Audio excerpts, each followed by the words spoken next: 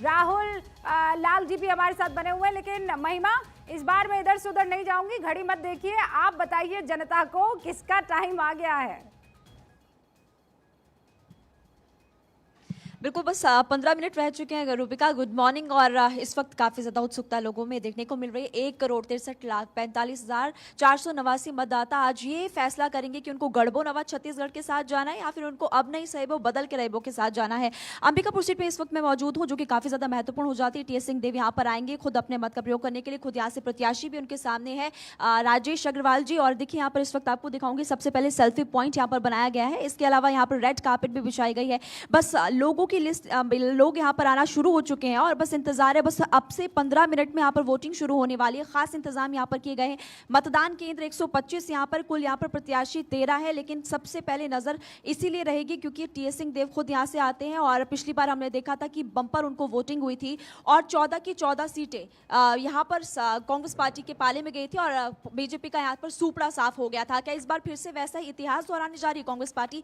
ये देखना काफी महत्वपूर्ण, क्योंकि काफी ज्यादा मुद्दे यहाँ पर है। और एक बार फिर से मैं विवेक को कहूंगी जल्दी जल्दी से अंदर आइए। सबसे पहले हेल्प डेस्क यहाँ पर बनाया गया है, हालांकि यहाँ पर अभी कोई मौजूद नहीं है क्योंकि अब से कुछ देर में वोटिंग जब शुरू होगी तो यहाँ पर लोग भी जुटेंगे और अधिकारी भी जुटेंगे और यहाँ से अंदर मतदान होने वाला है। और खुद यहाँ पर टीएस सिंहदेव मौजूद होंगे।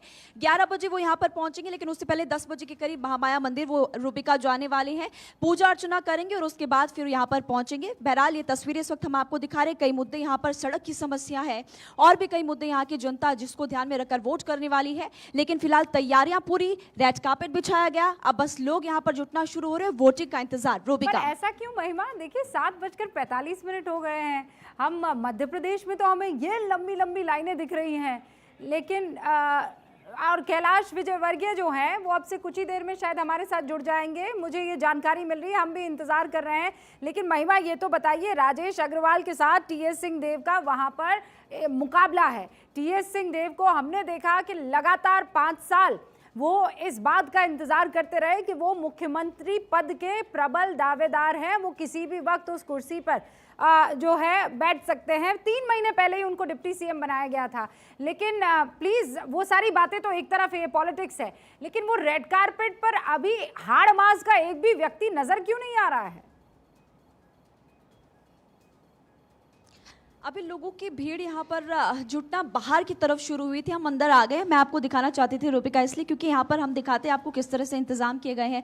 आपको सामने मशीन भी नजर आएगी और यहाँ पर बैलेट पेपर्स भी फिलहाल तैयार हो चुके हैं। मैं बस यहाँ पर ये देखने के लिए आई थी कि किस तरह की तैयारियां यहाँ पर की गई है। लेकिन रूबिका, अगर हम बाहर जाएंगे तो लोगों के आने का अभी सिलसिला शुरू हो चुका है। लगभग 6 से 7 लोग यहाँ पर अभी पहुंचे हुए हैं। मुझे लगता है कि सुबह का समय, धीरे धीरे लोग आएंगे। और भारत 24 भी अपील ये करता है, जैसे कि आप भी अपील करिए, कि ज्यादा से ज्यादा संख्या में लोग, क्योंकि सरगुजा संभाग काफी ज्यादा महत्वपूर्ण है और सत्ता का रास्ता बस्तर के बाद सरगुजा संभाग ही तय करता है। इसलिए इसके बाद जब हम बाहर जाएंगे तो आपसे फिर लोगों की बातचीत भी करवाएंगे। जो लोग यहाँ पर पहुंचे हुए उनसे हम जानेंगे कि मुद्दे कौन कौन से हैं। अभी फिलहाल यहाँ पर तैयारियां पूरी हो चुकी है। रूबिका, महिमा बहुत बहुत शुक्रिया, लगातार हमारे साथ बनी रहिएगा। और जो पहला वोटर आपको वहां पर नजर आए, जरूर उससे प्रतिक्रिया लीजिएगा कि नाम पर वो वोट डाल के आ रहे हैं कि काम पर वोट डाल कर आ रहे हैं। क्योंकि सरगुजा वो इलाका है जो गढ़ रहा है कांग्रेस का, गढ़ रहा है टीएस सिंहदेव का और उनके घराने का। और इसीलिए महत्वपूर्ण हो जाता है कि जनता इस बार काम को चुन रही है, नाम को चुन रही है, कौन सा मुद्दा चुन रही है, ये दर्शकों तक पहुंचे। राहुल जी, मैं चाहती हूँ एक ओपनिंग रिमार्क आपकी तरफ से भी मिल जाए और उसके बाद मैं बाकी तमाम सहयोगियां करूंगी। राहुल जी, आपकी इजाजत से, कैलाश विजयवर्गीय जी हमारे साथ जुड़ चुके हैं, बीजेपी के कद्दावर नेता और इस बार खुद चुनावी मैदान में उतरे हैं। कैलाश जी, बहुत बहुत स्वागत है आपका भारत 24 पर। धन्यवाद जी, मैडम, आपको खूब सारी ऑल द बेस्ट कह रहे हैं, लेकिन कितने कॉन्फिडेंट आप नजर आ रहे हैं? देखिए, आराम से पोहे खा रहा हूँ और मैं बहुत कॉन्फिडेंट हूँ कि मैं जीत रहा हूँ और 2/3 होंगे से सरकार भी बन रही है। पर कैलाश जी, पोहे पर सेव कितनी पड़ी है? सेव है, जिडावन है, इंदौरी स्टाइल में खा रहा हूँ, बिल्कुल नींबू वो डाल के। आप क्या अपील करना चाहेंगे उन तमाम वोटर्स से जो इस बार ये सोच रहे हैं कि कैलाश जी तो चुनाव लड़ना ही नहीं चाह रहे थे, जबरदस्ती कैलाश जी से चुनाव लड़वा दिया? इसलिए कि पार्टी एक परिवार से 2 टिकट नहीं देती। मेरा बेटा लड़ रहा था, तो मैंने अपना माइंडसेट बनाया था कि मैं संगठन का काम करूंगा। अचानक मुझे टिकट दिया तो मैंने कहा कि हाँ, पार्टी का आदेश का पालन करूंगा। कैलाश जी, क्या मैं फ्यूचर चीफ मिनिस्टर से बात कर रही हूँ? ऐसी कोई बातचीत पार्टी की तरफ से आप तक पहुंचाई गई? बिल्कुल नहीं, आप लोग हवा बना रहे हैं सिर्फ। फ्यूचर मुख्यमंत्री की तरफ से कुछ बात नहीं, बाकी सरकार हमारी बनेगी और भारतीय जनता पार्टी का मुख्यमंत्री बनेगा। कौन बनेगा ये हमारा केंद्रीय नेतृत्व तय करेगा। कैलाश जी, बहुत बहुत शुक्रिया हमारे साथ जुड़ने के लिए। लेकिन उससे पहले एक बड़ा सवाल, अभी कमलनाथ सिंह जी ये आरोप लगा रहे थे, कमलनाथ जी कह रहे थे कि पुलिस प्रशासन और पैसा आपके पास है, पूरी रात आप इसका दुरुपयोग करते रहे, उनके पास बकायदा वीडियो आए हैं। मुझे लगता है कि अब वो मान रहे हैं कि हार हो रही है उनकी, क्योंकि दिग्विजय सिंह जी ने ईवीएम का प्रश्न कराया है।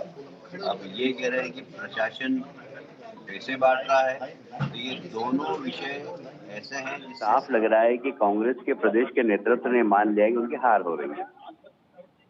बड़ी बात आप कह रहे हैं, तो जी। आपको पूरा कॉन्फिडेंस है कि एंटी इनकम्बेंसी आपका नुकसान नहीं पहुंचाएगी? एंटी इनकम्बेंसी है ही नहीं, हमने जनता की सेवा की है, विकास किया है, गरीब कल्याण की योजनाओं को हितग्राहियों तक पहुंचाया है और वे सब हमारे साथ हैं। और जिन्होंने विकास देखा ही नहीं था उन्होंने विकास दिखा है, तो अंधेरे से उजाले की ओर ले जाने का काम हमने किया है, इसलिए जनता हमारे साथ। Kailash ji, all the best, बहुत अपना ख्याल रखिएगा। यहाँ पर कैलाश विजयवर्गीय जो बीजेपी के प्रत्याशी हैं इंदौर से, ये कह रहे हैं कि हम पूरी तरह से तैयार हैं, लेकिन आप लोग हवा मत बनाइए। मैं एक प्रत्याशी की तरह, उम्मीदवार की तरह चुनाव लड़ रहा हूँ, मुख्यमंत्री वाला तमगा मेरे साथ अभी मत जोड़िए।